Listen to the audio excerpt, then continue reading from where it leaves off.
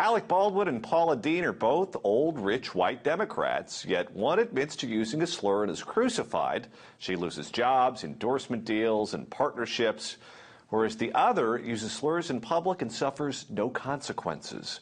How are they different? I'm John Phillips, and this is Next Generation Beat. Paula Deen's in the process of watching her world crumble because she used the N-word a long time ago. Here she is on Matt Lauer's couch explaining the whole thing. If there's anyone out there that has never said something that they wish they could take back, if you're out there, please pick up that stone and throw it so hard in my head that it kills me. Please, I want to meet you. I want to meet you. I is what I is, and I'm not changing. And there's someone evil out there that saw what I had worked for, and they wanted it. And we edited the part out where she was talking about Britney Spears. Meanwhile, Alec Baldwin's getting backup from the Gay and Lesbian Alliance Against Defamation after he called a reporter a, quote, toxic little queen. So why the disconnect? I have a theory. Alec Baldwin remains untouched because he's a blatant leftist, while Paula Deen is getting hammered because she's more private with her Democratic political views. Also, Paula Deen's fans are Southern white housewives, while Alec Baldwin is known and liked by media elites in New York and Washington, D.C. I've seen the ratings. They're the only people watching 30 Rock. So here's the question. Is the next generation as sensitive to slurs as their parents? Since they've been largely scrubbed from public discourse, they hear them almost exclusively in comedy, rap music, and other forms of entertainment.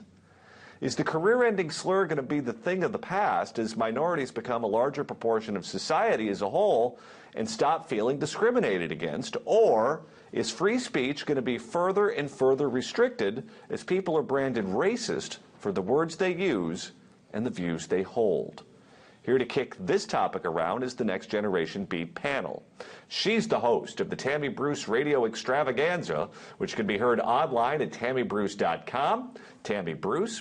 He's the very fair-minded civil rights defense attorney and talk show host on Talk Radio 790 KABC in LA, Mr. Leo Terrell. And he's the PJTV contributor from his home studio in Pennsylvania and is wearing a very blue shirt today, just like Leo, Mr. Scott Ott. So, Leo, let's start with you. Yes. Paula Deen is having her world fall apart. Yes. Alec Baldwin could be the Grand Marshal of the New York Gay Pride Parade if that were happening this weekend. Why did this happen? Double standard, no question about it, but there's a history of racial discrimination. This country has said we don't like it. You don't, at this point right now, racial discrimination is not on the same level as gay bashing. Baldwin, what he did was wrong, absolutely wrong. But there is more tolerance, unfortunately, for gay bashing versus racial discrimination. And that's the difference. Plus, I agree, Baldwin has the media left to on his side. Now, talk to me about this, because they're both Democrats here. I believe if a Republican said either one of these things, their career would be over, they would be a social pariah, they wouldn't be able to be seen in public, let alone have a TV show. Why is it that while being a Democrat who went out and actively campaigned for President Obama like Paula Deen did, and having long ties to the Democratic Party as she has, why is it that she's been thrown under the bus? Well, you know, it's interesting because this is not about necessarily Americans negatively reacting to either one of these people. The problem is that this is the institutionalized left. And they've made a choice. I agree more with your take on this, that this is about a choice of the dynamic of who's been maybe paying more money into the system, who's maybe more aggressive with their left-wing politics. And Deborah Burlingame said something very interesting on Twitter the other day, is that they actually needed a sacrificial lamb to maybe not seem as hypocritical, and it was easier to do it with Paula Deen. So look, these are, and you've got to feel sorry for Paula Deen. I think she's sincere in her apology. But this is also a lot of liberals like Paula who support something and then it comes back to haunt them. I mean, this is a kind of a status quo in society that goes after normally conservatives, but at a certain point they find out that their liberal friends aren't going to protect them. Now, Scott, this lawsuit against Paula Deen that brought this out was brought up by a white former co-worker who said that she was offended by these words, and Paula Deen obviously has an acrimonious relationship with her now. But you don't have a long history of black employees or blacks that she's interacted with saying she's a racist and she's treated us horribly and she's done all of these horrible things. With Alec Baldwin, you actually have a history of him using homophobic language. Mike Walker is the gossip editor of the National Enquirer, and those two got into a tiff over a story that Mike Walker ran with some time ago. And Alec Baldwin called Mike Walker a cloven-hooved queen. So this is something where that's the word that he goes to when he's upset. Does it surprise you that Alec Baldwin has a history with this and yet still got the pass from GLAAD, and Paula Deen has no history that I'm aware of?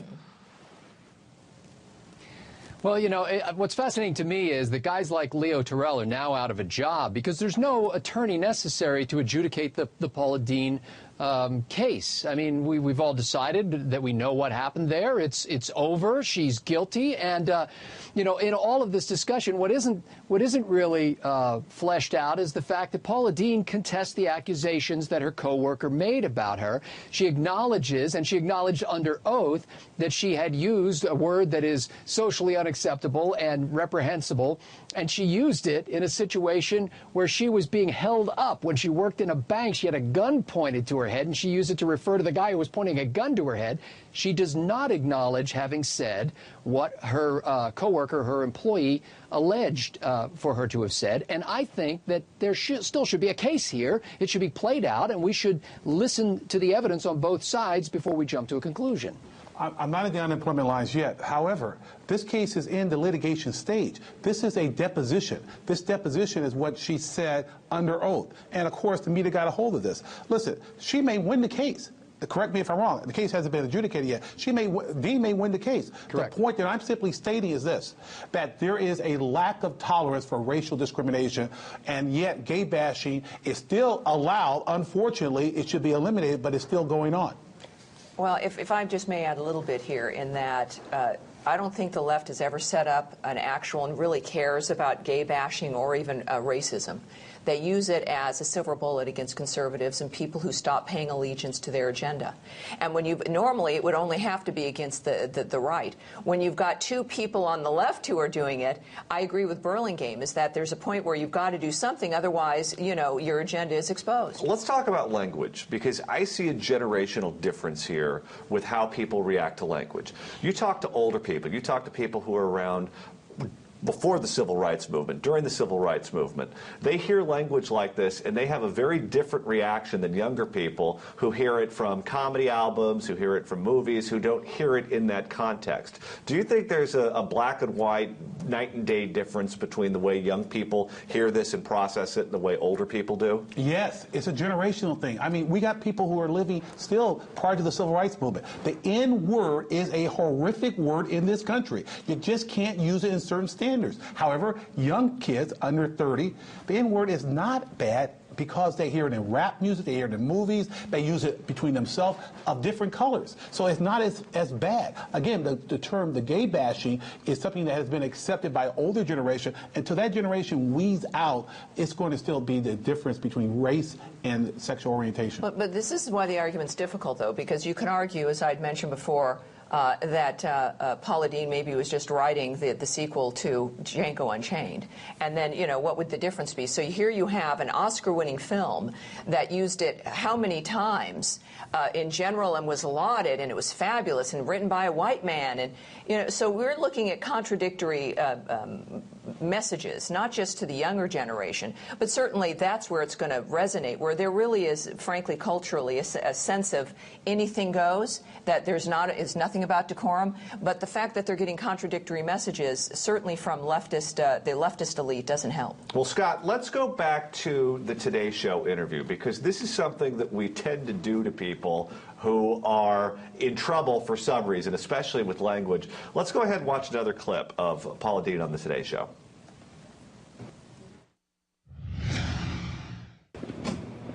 The day I used that word, it was a world ago. It was 30 years ago. I had a gun put to my head, a shaking gun, because the man that had the gun to my head, unbeknown to me, was my customer at the main office. But didn't you also admit, Paul, that you used the word on other occasions? No. So you have, other than that one time in the bank, a robbery attempt, you're telling me you have never used the N-word? I have never. And the ratings for that day on NBC's Today Show were through the roof. It's the first time they beat ABC's Good Morning America in a very long time.